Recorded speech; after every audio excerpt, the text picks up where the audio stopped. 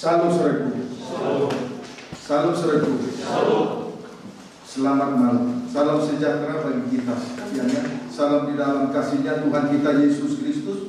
Oleh karena kemurahan hati Tuhan, kita dimungkinkan untuk melangsungkan ibadah doa penyembahan. Sebelum kita rendah, membawa hidup kita rendah di kaki salib Tuhan, sujud menyembah kepada Allah yang hidup, terlebih dahulu kita memperhatikan firman penggembalaan untuk ibadah doa penyembahan dari surat yang dikirim oleh Rasul Paulus kepada jemaat di Kolose. Saya juga menyapa anak Tuhan, umat Tuhan, hamba Tuhan yang sedang mengikuti live streaming, video internet, YouTube, Facebook ataupun YouTube, dimanapun berada, kiranya Tuhan memberkati kita. Kolose pasal yang kedua, ayat 6 sampai dengan ayat yang ke-7, silakan. Kebenaran hidup dalam Kristus. Ya. Kamu telah menerima Kristus Yesus Tuhan kita. Ya. Karena itu hendaklah hidupmu tetap di dalam Dia. Hendaklah hidupmu tetap di dalam Dia. Terus, hendaklah kamu berakar di dalam Dia dan dibangun di atas Dia. Hendaklah kamu bertambah teguh dalam iman yang telah diajarkan kepadamu, dan hendaklah hatimu melimpah dengan syukur. Iya. Setelah menerima Kristus Yesus Tuhan kita, maka dilanjutkan dengan 4 tindakan, yaitu setelah menerima Kristus Yesus Tuhan kita, maka dilanjutkan dengan 4 tindakan, yaitu 1. Hendaklah hidup tetap di dalam Dia. 2. Hendaklah berakar di dalam Dia dan dibangun di atas Dia. 3. Hendaklah bertambah teguh di dalam iman. 4. Hendaklah hati melimpah dengan syukur. Keterangan hendaklah hati melimpah dengan syukur. Seri yang kedua, malam ini seri yang kedua. Hendaklah hati melimpah dengan syukur. Seri yang kedua, 2 Korintus 9 ayat 12. 2 Korintus pasal 9 ayat yang ke-12 terlebih dahulu, silakan. Memberi dengan sukacita membawa berkat. Ya. Sebab pelayanan kasih yang berisi pemberian ini bukan hanya mencukupkan keperluan-keperluan orang-orang kudus, ya, tetapi juga melimpahkan ucapan syukur kepada Allah. Ya. Limpah ucapan syukur kepada Allah. Di sini kita perhatikan kalimat limpah ucapan syukur kepada Allah. Kalimat ini sebetulnya singkat dan padat. Maka kita akan melihat kalimat yang lebih luas lagi yang berkenaan dengan kalimat ini. 1 Tesalonika 5 ayat 18, boleh baca ayat 16 terlebih dahulu. Bersukacitalah senantiasa, ya. Tetaplah berdoa, mengucap syukurlah dalam segala hal. Bersyukur terus, sebab itulah yang dikehendaki Allah di dalam Kristus Yesus bagi kamu. Iya. Mengucap syukur dalam segala hal. Ya. Mengucap syukur dalam segala hal. Nah, berarti telah melebar. Tadi limpah dengan syukur. Kemudian di sini itu singkat dan padat. Di sini dilebarkan sedikit, diluaskan sedikit mengenai syukur, yaitu mengucap syukur dalam segala hal, dalam segala bentuk, dalam segala perkara, baik susah maupun senang. Kemudian dalam ucapan syukur itu, itulah yang dikehendaki Allah di dalam Kristus Yesus bagi kami. Itulah yang dikehendaki Allah di dalam Kristus Yesus bagi setiap orang. Itulah yang dikehendaki Allah bagi setiap orang di dalam Kristus Yesus, bukan di dalam yang lain-lain. Berarti ada kaitannya dengan salib. Pengucapan syukur itu ada kaitannya dengan salib. Amin, saudara. Itulah ucapan syukur. Itulah ucapan syukur dalam bentuk yang luas. Sekarang kita kembali memperhatikan limpah syukur kepada Allah di dalam 2 Korintus pasal 9 ayat 13 sampai 15. Demikian firman Tuhan. Ya. Dan oleh sebab kamu telah diulangi, dan oleh sebab kamu telah tahan uji dalam pelayanan itu, ya, mereka memuliakan Allah karena ketaatan kamu dalam pengakuan akan Injil Kristus, dan karena kemurahan hatimu dalam membagikan segala sesuatu dengan mereka dan dengan semua orang. Membagikan segala sesuatu karena kemurahan hati. Ayat 14 sampai 15 terus. Sedangkan di dalam doa mereka, mereka juga merindukan kamu. Yang mendapatkan berkat-berkat itu, mereka berdoa terus. Oleh karena kasih karunia Allah yang melimpah di atas kamu, Terus syukur kepada Allah karena karunia-Nya yang tak terkatakan itu. Puji Tuhan. Oleh karena kasih karunia dan kemurahan Allah yang melimpah dan yang tak terkatakan, maka ada ucapan syukur kepada Allah dengan limpah juga. Kasih karunia dan kemurahan limpah di dalam hati, maka ada ucapan syukur kepada Allah dengan limpah juga. Ayat 10 sampai 11. Ia yang menyediakan benih bagi penabur dan roti untuk dimakan. Terus Ia juga yang menyediakan benih bagi kamu dan melipat gandakannya dan menumbuhkan buah-buahan kebenaranmu. Terus kamu akan diberkaya dalam segala macam kemurahan hati. Terus yang membangkitkan syukur kepada Allah oleh karena kami. Kasih dan kemurahan, kasih karunia dan kemurahan Allah di dalam hati akan membangkitkan syukur kepada Allah. Jadi yang membangkitkan syukur kepada Allah adalah kasih karunia dan kemurahan Allah di dalam hati. Adapun kasih karunia dan kemurahan Allah di dalam hati antara lain, kasih karunia dan kemurahan Allah di dalam hati itu antara lain: satu, Ia menyediakan benih bagi penabur. Dalam kesempatan ibadah doa penyembahan minggu lalu telah disampaikan, telah diterangkan. Dua, Ia menyediakan roti untuk dimakan. Dua, Ia menyediakan roti untuk dimakan. Jadi adapun kasih karunia dan kemurahan Allah yang di dalam hati itu, yaitu satu, Ia menyediakan benih bagi penabur. Dua, Ia menyediakan roti untuk dimakan. Sekarang kita akan memperhatikan tentang roti untuk dimakan. Roti untuk dimakan. Puji Tuhan, kita mengetahui bahwa Yesus adalah roti hidup, roti yang turun dari surga, dan Dia telah menyerahkan segenap hidupnya di atas kayu salib. Amin, saudaraku. Dia telah menyediakan roti hidup bagi kita. Dia telah menyerahkan hidupnya di atas kayu salib. Berarti Ia telah menyediakan roti untuk dimakan. Yohanes pasal 6, Injil Yohanes pasal 6 ayat 9 sampai 11.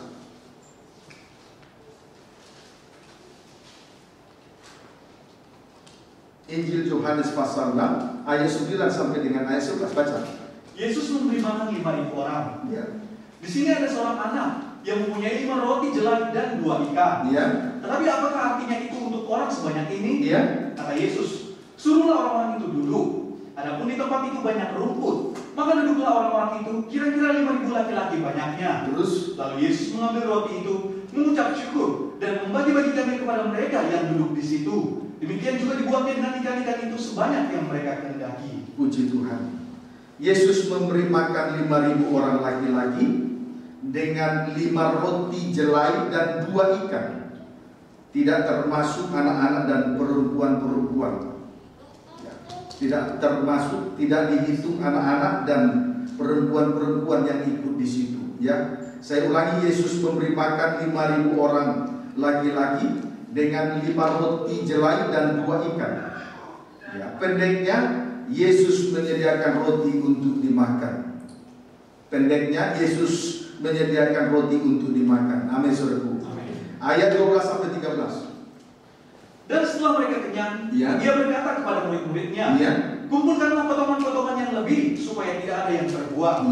Maka mereka pun mengumpulkannya dan mengisi 12 bakul penuh dengan potongan-potongan dari 5 roti jelai yang lebih setelah orang makan. Setelah orang makan, Yesus memberi makan 5.000 orang laki-laki dan dengan 5 roti jelai dan 2 ikan. Pendeknya Yesus menyediakan roti untuk dimakan. Pada ayat 12-13, setelah makan roti dan kenyang, murid-murid mengumpulkan potongan-potongan roti itu sampai tersisa 12 bakul. Setelah 5.000 orang laki-laki makan dan kenyang, lalu murid-murid mengumpulkan potongan-potongan roti jelai tersebut sampai sisa 12 bakul. Ini adalah kemurahan, ini adalah kasih karunia dan kemurahan. Amin, saudaraku. Tidak masuk logika. 5 tambah 2 hasilnya baru 2, baru 7. Tetapi kenyataannya dari 5 roti 2 ikan sisa 12 batu. Keajaiban Tuhan itu tidak masuk akal. Maka kalau kita mengikuti Tuhan juga, jangan gunakan akal pikiran manusia daging. Amin, saudaraku. Sebab Tuhan menyediakan roti untuk dimakan. Kemudian kita sejenak melihat Injil Matius pasal 7. Injil Matius pasal 7 ayat 7 sampai dengan ayat 11.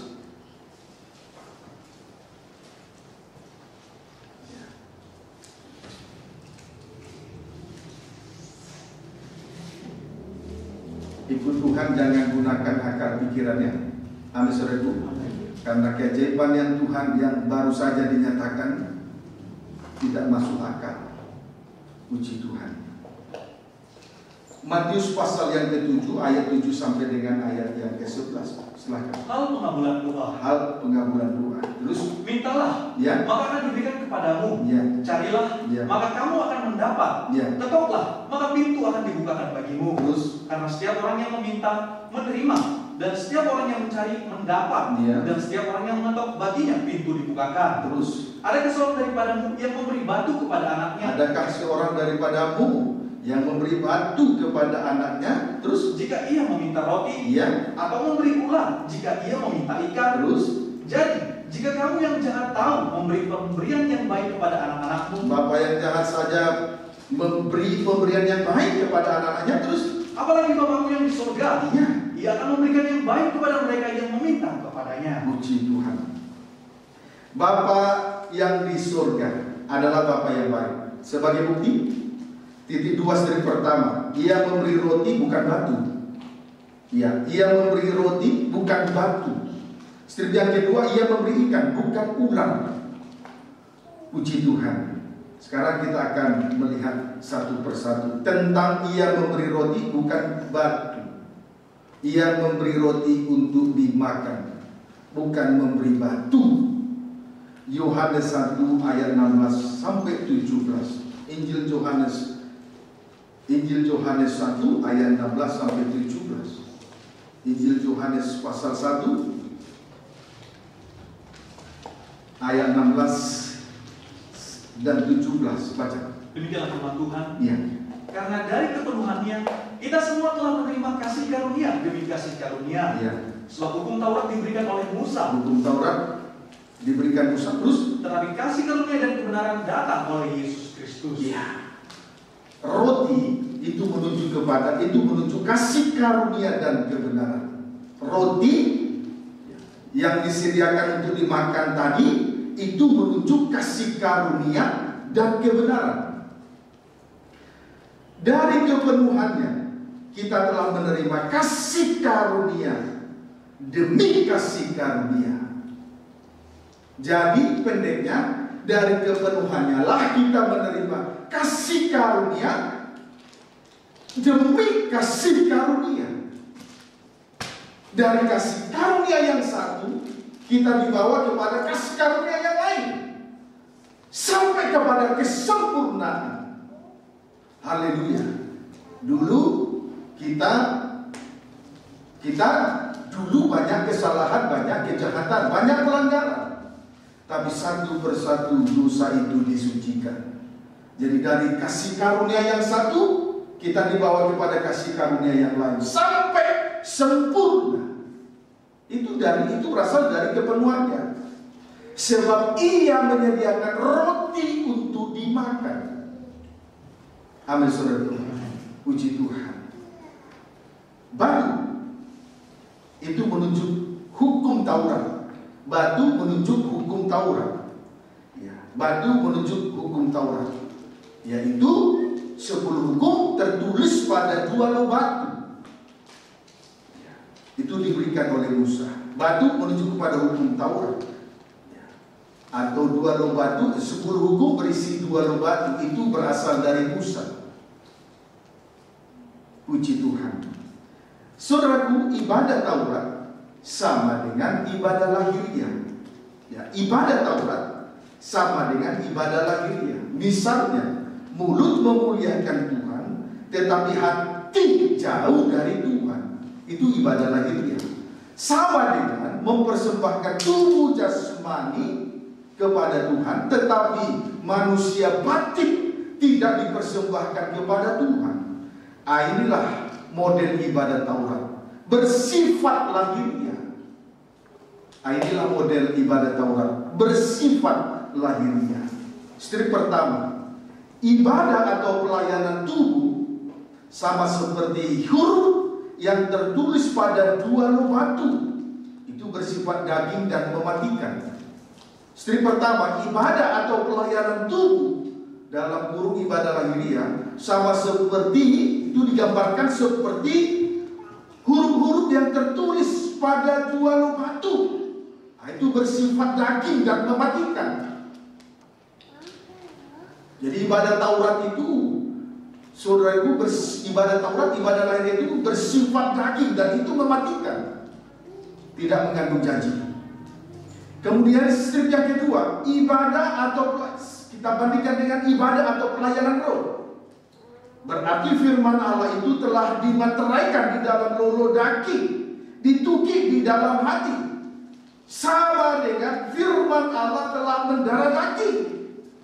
Berarti firman itu berkuasa di dalam hati, berkuasa mengubahkan kehidupan setiap pribadi lepas pribadi. Amin, saudara. Puji Tuhan.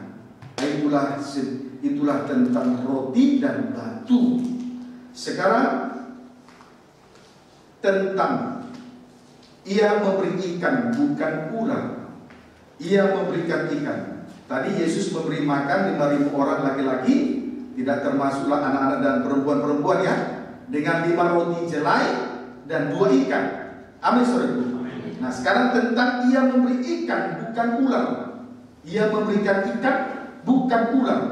Strip pertama, ikan menunjuk kuasa Roh El Kudus. Ikan menunjuk kuasa Roh El Kudus. 1 Yohanes 2 ayat 17.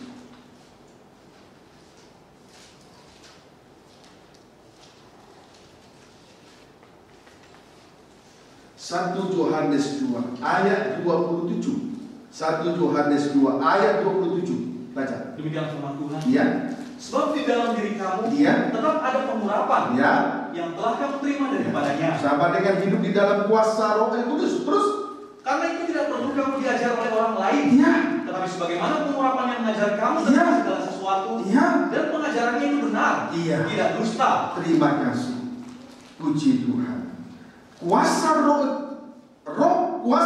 El Kudus apabila berkuasa di dalam diri seseorang, maka orang itu tidak perlu diajar oleh orang lain, tetapi Roh itu sendiri akan mengajar dia tentang segala sesuatu.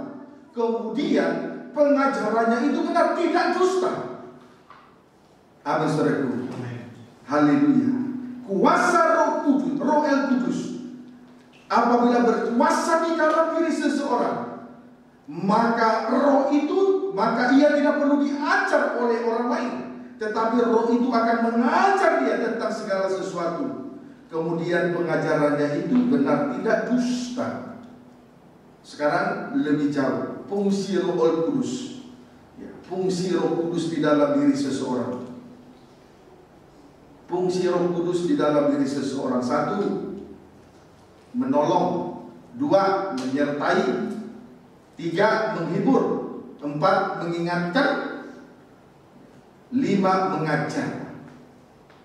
Semuanya itu tertulis di dalam Injil Yohanes 14 ayat 16 sampai dengan 17 dan ayat 26. Injil Yohanes 14 ayat 16 sampai 17 dan ayat 26. Kemudian kita lihat yang ke-6, menginsafkan semua orang. 7, memimpin. Itu tertulis di dalam Injil Yohanes 16 ayat 8 dan 13. Jadi ada 7 fungsi dari Roh El Kudus di dalam diri seseorang. 1, menolong, 2, menyertai, 3, menghibur, 4, mengingatkan, 5, mengajar. Itu tertulis, kelima-limanya tertulis dalam Injil Yohanes 14 ayat 16 sampai 17 dan ayat 26. Sedangkan yang ke-6 dan yang ke-7, yang ke-6 menginsafkan, yang ke-7 memimpin, itu tertulis di dalam Injil Yohanes pasal 16 ayat 8 dan ayat 13. Puji Tuhan. Sekarang kita kembali. Sekarang kita akan melihat Yehezkiel 36. Yehezkiel pasal 36 ayat 27. Yehezkiel 36 ayat 3 ayat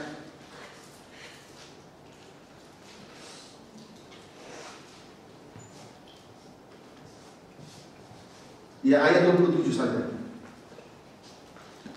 Demikian firman Tuhan. Iya. Rohku akan kuberikan diam di dalam batinmu. Boleh baca ayat 26. Kamu akan kuberikan hati yang baru. Hati yang baru. Dan roh yang baru. Roh yang baru. Di dalam batinmu. Di dalam batinmu terus. Dan aku akan menjauhkan dari tubuhmu hati yang keras. Roh yang baru, hati yang baru berarti tidak mempertahankan kekerasan hati. Terus. Dan kuberikan kepadamu hati yang taat. Iya. Taat. Hati yang baru, hati yang taat. Terus. Rohku perhatikan ayat 27. Rohku akan kuberikan diam di dalam batinmu. Ya, roh Tuhan diam di dalam batin terus. Dan aku akan membuat kamu hidup menurut segala ketetapanku. Iya. Dan tetap berpegang pada peraturan-peraturanku dan iya. melakukannya. Puji Tuhan. Haleluya. Roh Tuhan yang diam di dalam batin akan membantu kita dalam 2 perkara. Titik 2. Step pertama, apabila roh Tuhan diam di dalam batin, maka akan membantu kita dalam 2 perkara, yaitu 1, untuk hidup dalam segala ketetapan-ketetapan Tuhan. Kalau roh Tuhan diam di dalam batin, maka roh itu akan membantu kita dalam 2 perkara. 1, untuk hidup di dalam segala ketetapan-ketetapan Tuhan. Untuk hidup di dalam segala ketetapan-ketetapan Tuhan. Berarti tidak satu pun firman itu dibiarkan gugur. Persis seperti Samuel. 2, untuk berpegang kepada peraturan-peraturan Tuhan dan melakukannya. Untuk berpegang kepada peraturan-peraturan Tuhan dan melakukannya. Sehingga kita tidak melanggar hukum Allah dan tidak menjadi telanjang di hadapan Tuhan. Adam dan Hawa mereka menjadi telanjang setelah mereka melanggar hukum Allah. Oleh sebab itu kita patut bersyukur Tuhan berikan hati yang baru, yaitu hati yang taat. Kemudian Tuhan berikan roh diam di dalam batin kita masing-masing. Dan roh itu berkuasa untuk membantu kita dalam 2 perkara. Saya ulangi, untuk hidup. 1, untuk hidup di dalam segala ketetapan-ketetapan Tuhan. Berarti tidak dibiarkan firman itu gugur. Satu pun dari firman itu gugur. Kemudian membantu kita untuk berpegang kepada peraturan-peraturan Tuhan dan melakukannya. Puji Tuhan. Tuhan menempatkan Adam dan Hawa di Taman Eden untuk mengusahakan dan memeliharakan Taman Eden. Tetapi mereka harus mematuhi aturan, perintah dan larangan. Puji Tuhan. Kiranya dapat dipahami dengan baik. Amin saudaraku. Yang pasti pengajaran dari Roh Kudus itu benar tidak dusta. Amin saudaraku. Yang pasti pengajaran dari Roh Kudus itu benar tidak dusta. Berbanding terbalik dengan tabiat setan. Berbanding terbalik dengan tabiat setan. Sekarang ulang, strip dan kedua ulang, menunjuk iblis atau setan dengan tabiat-tabiatnya. Ulang, menunjuk iblis atau setan dengan tabiat-tabiatnya. Injil Yohanes 8 ayat 44. Injil Yohanes 8 ayat 44. Baca. Injil Yohanes 8 ayat 44. Demikian firman Tuhan. Boleh baca 43 mulai. Apa sebabnya kamu tidak mengerti bahasaku? Iya. Sebab kamu tidak dapat menangkap firman-Ku. Ayat 44 perhatikan. Iblislah yang menjadi bapamu. Iblislah yang menjadi bapamu terus. Dan kamu ingin melakukan keinginan-keinginan bapamu. Iya, terus. Ia adalah pembunuh manusia sejak semula. Terus. Dan tidak hidup dalam kebenaran. Terus. Sebab di dalamnya tidak ada kebenaran. Iya. Apabila ia berkata dusta, ia berkata atas kehendaknya sendiri. Sebab ia adalah pendusta dan bapa segala dusta. Puji Tuhan. Tabiat yang paling mendasar dari iblis setan ada 3. Tabiat yang paling mendasar dari iblis atau setan ada 3, yaitu 1, pembunuh manusia dari sejak semula, dari sejak di taman dalam kurung Taman Eden. Bertolak tabiat ini bertolak belakang dengan tabiat dari Allah Bapa, yaitu kasih. Bertolak belakang dengan tabiat dari Allah Bapa, yaitu kasih. Fungsi kegunaan kasih selain menutupi banyak sekali dosa, juga mengampuni orang yang bersalah. Kemudian 2, tidak hidup di dalam kebenaran. Ya, 2, tidak hidup di dalam kebenaran. Bertolak belakang dengan tabiat dari Allah, yaitu hidup benar sesuai dengan firman Allah. Titik. Kemudian kebenaran yang sejati terletak pada salib. Di luar salib tidak ada lagi kebenaran. Puji Tuhan. Berarti iblis setan ini sangat bertentangan dengan salib Kristus.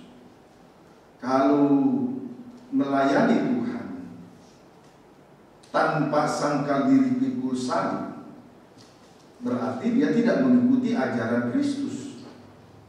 Dia melayani tetapi sedang mengikuti ajaran setan. Puji Tuhan. Dapat dipahami saudaraku? Kemudian yang ketiga, tabiat yang paling mendasar. Yang ketiga, tabiat setan yang paling mendasar. Yang ketiga, 3, bapa pendusta. Bapa pendusta. Bertolak belakang dengan tabiat dari Allah Roh Kudus, yaitu pengajarannya itu benar, tidak dusta. Pengajarannya itu benar, tidak dusta. Puji Tuhan. Kiranya dapat dipahami dengan baik. Perlu untuk diketahui, makan 5 roti jelai dan 2 ikan itu ada kaitannya dengan meminta, mencari, dan mengetok. Perlu untuk diketahui, makan 5 roti jelai dan 2 ikan itu ada hubungan erat dengan meminta, mencari, dan mengetok. Itu berhubungan erat dengan meminta, mencari, dan mengetok. Strip pertama, meminta, maka akan diberikan. Strip yang kedua, mencari, maka akan mendapat. Strip yang ketiga, mengetok, maka pintu akan dibukakan baginya. Kesimpulannya, meminta, mencari, mengetok adalah usaha untuk menikmati roti dan ikan.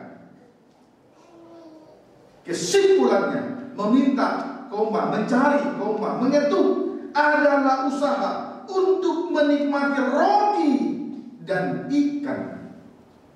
Haleluya. Puji Tuhan. Kiranya dapat dipahami dengan baik. Ambil saudaraku, maka kita perlu juga meminta pembukaan rahasia firman Tuhan, supaya Tuhan senantiasa membukakan rahasia firman-Nya, supaya firman ini tergenapi, yaitu Ia menyediakan makanan, menyediakan roti untuk dimakan. Jadi harus didoakan. Kemudian supaya kita semua betul-betul hidup di dalam hidup di dalam kuasa Roh Kudus dan dipimpin oleh Roh Tuhan sepenuhnya, maka juga harus ada usaha meminta, mencari, dan mengetok. Sebab Tuhan telah menjanjikannya. Tuhan akan mengaruniakannya. Sebelum Yesus naik terangkat ke surga, Dia sudah menjanjikan penghibur untuk menyertai kita selama-lamanya. Terakhir nanti kita diinsafkan. Amin, saudara. Haleluya. Kiranya dapat dipahami dengan baik. Sebab itu yang disebut dengan usaha bukanlah seperti orang yang malas. Sebentar tidur, sebentar lagi lipat tangan dan mengantuk untuk segera tidur kembali. Maka kalau anak Tuhan tidak ada usaha, maka dia tidak akan memperoleh. Maka firman Allah tidak tergenapi dalam hidupnya, yaitu Ia yang akan menyediakan roti untuk dimakan dan ikan, menyediakan roti dan ikan untuk dimakan. Jadi ada usaha. Maka sidang jemaat teristimewa, imam-imam yang sudah melayani Tuhan, itu adalah cara Tuhan untuk menyediakan roti dan ikan untuk dimakan. Orang yang tidak ada usaha, orang yang tidak mau melayani, tidak akan pernah menikmati roti, tidak akan pernah menikmati ikan, sekalipun ia menyediakan roti dan ikan untuk dimakan.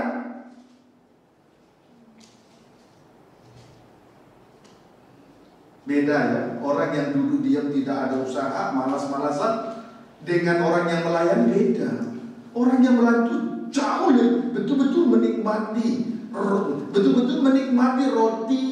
roti yang disediakan, roti dan ikan yang disediakan.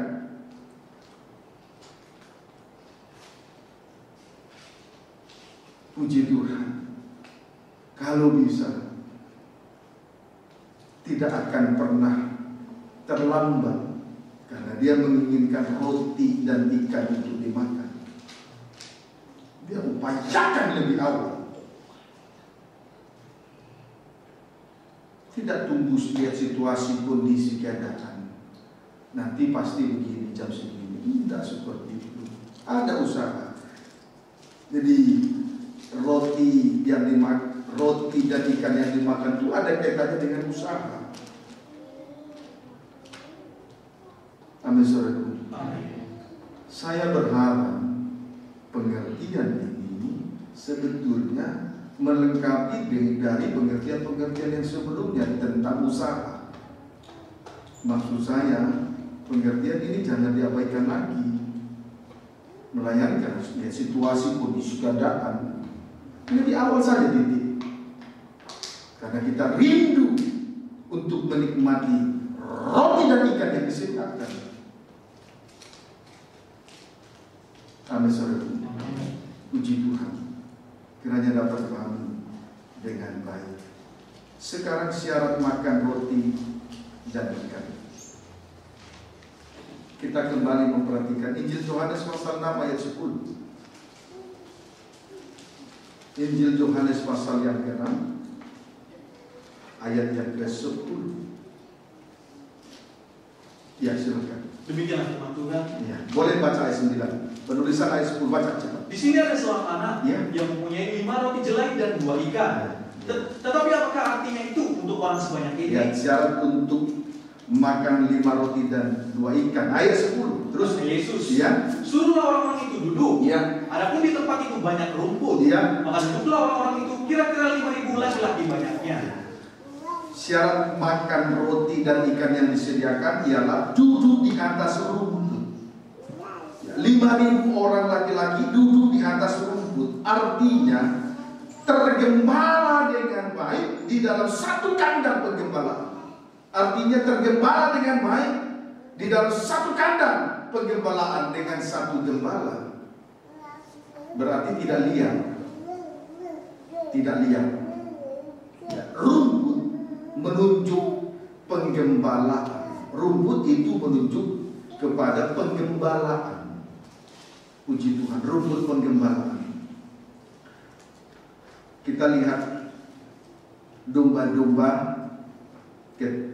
dalam penggembalaan. Yang benar. Injil Yohanes 10 ayat 3 sampai 4. Injil Yohanes pasal 10 ayat 3 sampai 4, baca. Gembala yang baik. Gembala yang baik. Ya. Untuk dia menjaga membuka pintu. Ya. Dan domba-domba mendengarkan suaranya. Ya. Dan ia masing-masing memanggil domba-dombanya menurut namanya dan menuntunnya keluar. Ayat 4. Jika semua dombanya telah dibawanya keluar, ya. ia berjalan di depan mereka. Ya. Dan domba-domba itu mengikuti dia karena mereka mengenal suaranya. Puji Tuhan. Kalau keadaan bila domba-domba tergembala, titik 21, domba-domba mendengar suara gembala sama dengan dengar-dengar seperti Samuel. Ya, dengar-dengaran seperti Samuel. Tidak satu pun dari firman Tuhan itu yang gugur. 2. Domba-domba mengikuti gembala. Keadaan bila domba-domba tergembala. 1. Domba-domba mendengar suara gembala sama dengan dengar-dengaran seperti Samuel, sehingga tidak satu pun dari firman itu dibiarkan gugur. Kalau tidak dengar-dengaran pasti mengabaikan firman Tuhan. Amin, saudaraku. Puji Tuhan. 2. Mengikuti gembala. Domba-domba mengikuti gembala. Sekarang kita akan melihat dampak positif dengar-dengaran. Dampak positif dengar-dengaran. Titik 2, strip pertama. Gembala memanggil domba-dombanya masing-masing menurut namanya. Strip pertama, gembala memanggil domba-dombanya masing-masing menurut namanya. Sama dengan namanya terdaftar di surga. Sama dengan namanya tertulis di dalam kitab kehidupan anak domba. Menunjuk anak-anak sulung. Terdaftar di surga menunjuk anak-anak sulung. Amin, saudaraku. Ibadah dan pelayanan ini adalah hak kesulungan. Maka jangan kecilkan pelayanan ini. Amin, saudaraku. Puji Tuhan. Dan orang yang melayani namanya selalu disebut. Orang yang melayani pasti namanya selalu disebut oleh gembala itu. Kalau orang itu sudah tidak lagi melayani, pasti namanya tidak disebut oleh gembala itu. Itu firman Tuhan. Itu Alkitabiah. Hari-hari ini saya semakin gencar menyebut nama Grace. Karena dia perhatikan pelayanannya. Dia tidak menganggap kecil, walaupun itu hanya mengoperasikan WA. Apa itu WA? WhatsApp saya. Namanya terus terdaftar. Saya selalu sebut namanya. Halo Grace, apa kabar Grace? Tambah saudara. Puji Tuhan. Dan berkat, kalau nama disebut berkatnya banyak.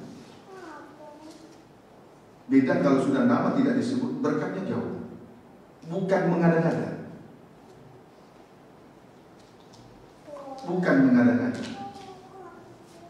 Puji Tuhan. Kiranya dapat dipahami dengan baik. Ya, amin saudaraku. Gembala itu dampak pertama, memanggil domba-dombanya masing-masing menurut namanya. Sama dengan namanya terdaftar di surga, sama dengan namanya tertulis dalam kitab kehidupan. Menunjuk anak-anak sulung. Itu menunjuk anak-anak sulung. Ibadah dan pelayanan ini adalah hak kesulungan. Maka orang yang melayani namanya selalu disebut.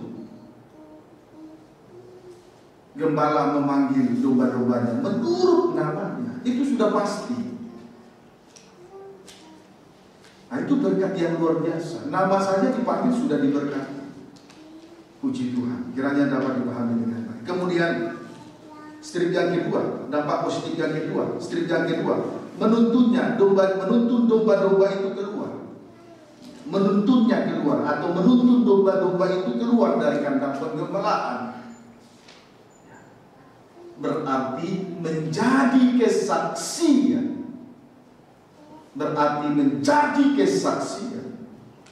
Puji Tuhan. Kiranya dapat dipahami dengan baik, menjadi kesaksian. Ya, amin saudaraku. Kita menjadi kesaksian bukan hanya di dalam, tetapi juga harus keluar, dituntun keluar untuk menjadi kesaksian, menyaksikan kebaikan dan kemurahan hati Tuhan, memberitakan perbuatan-perbuatan yang besar dari Dia. Puji Tuhan. Kemudian dampak positif mengikuti gembala. Dampak positif domba-domba mengikuti gembala. Saudaraku, sebelum kita melihat dampak positifnya ini, terlebih dahulu saya memberitahukan bahwa sejauh ini kita telah digembalakan oleh pengajaran mempelai dan pengajaran mempelai dan pengajaran tabernakel. Dan kita sejauh ini kita telah mengikuti geraknya pengajaran mempelai dan dalam terangnya tabernakel. Tujuannya untuk membawa kita masuk dalam pembangunan tubuh Kristus yang sempurna, menjadi mempelai wanita Tuhan. Kita patut bersyukur kalau kita berada dalam keadaan pengembalaan ini, digembalakan oleh pengajaran mempelai dan pengajaran tabernakel, dan kita sudah mengikuti geraknya untuk membawa kita masuk dalam pembangunan tubuh Kristus yang sempurna. Puji Tuhan. Kiranya dapat dipahami dengan baik. Ya, amin saudaraku. Kegerakan Roh Kudus hujan akhir membawa gereja masuk di dalam pembangunan tubuh Kristus yang sempurna, menjadi mempelai wanita Tuhan. Bukan membawa yang bukan berbicara kegerakan Roh Kudus hujan air itu bukan berbicara soal yang lahiriah, tetapi untuk membawa kegerakan Roh Kudus hujan air itu membawa kita masuk dalam pembangunan tubuh Kristus yang sempurna, menjadi mempelai wanita. Bukan berbicara perkara-perkara lahiriah. Jangan keliru. Sebab sasaran akhir dari ibadah pelayanan di atas muka bumi ini adalah pesta nikah anak domba. Jadi dapat kita mengambil kesimpulan, Tuhan tidak menipu kita, tidak membodoh-bodohi kita. Jadi mereka yang digembalakan oleh pengajaran mempelai dan pengajaran tabernakel adalah kehidupan yang sangat diberkati oleh Tuhan. Tanpa sadar kita telah digembalakan oleh pengajaran mempelai. Apa yang tidak timbul di dalam hati, apa yang tidak pernah didengar oleh telinga, dan apa yang tidak pernah dipikirkan oleh manusia, itu yang Tuhan sediakan bagi kita. Dulu kita tidak mengerti tentang pengajaran mempelai dalam terangnya tabernakel, tetapi kenyataannya Tuhan telah menggembalakan kita lewat pengajaran mempelai dan pengajaran tabernakel. Sungguh besar kemurahan Tuhan bagi kita sekalian. Dari kepenuhannya kita menerima kasih karunia demi kasih karunia. Dari kasih karunia yang satu kita dibawa kepada kasih karunia yang lain, sampai sempurna sama mulia dengan Dia. Dari pintu gerbang sampai kepada ruangan maha suci, menjadi mempelai wanita Tuhan. Amin saudaraku. Itu dampak positif domba-domba apabila domba-domba mengikuti gembala. Puji Tuhan. Beberapa waktu lalu Saudari Grace Florita bertanya, kok tahun ini sepertinya sepi panggilan? Saya bilang tenang, Tuhan lebih tahu.